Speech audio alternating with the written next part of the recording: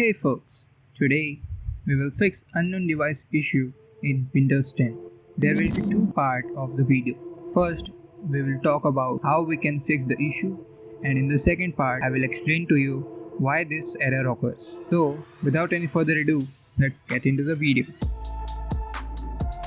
So let's begin with the first step.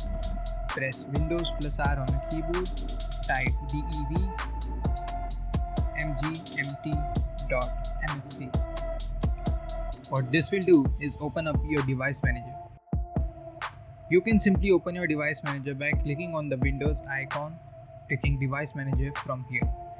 So as you can see here, we have this unknown device in front of us.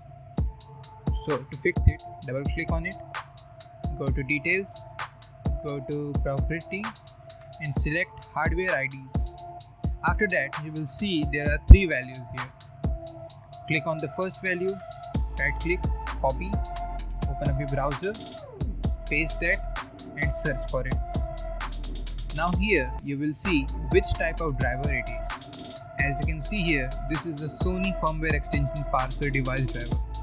So simply just click on it, and now if you want to read about it, you can read about it from here. But let's just download it. Agree to the ULA,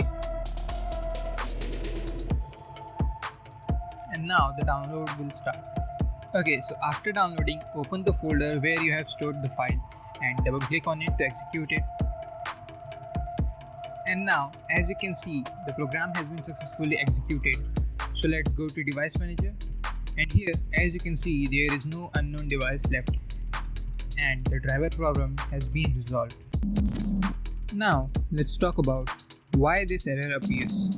Sometimes Windows 10 fails to recognize a device and fails to install proper drivers for it, and for that reason this error occurs.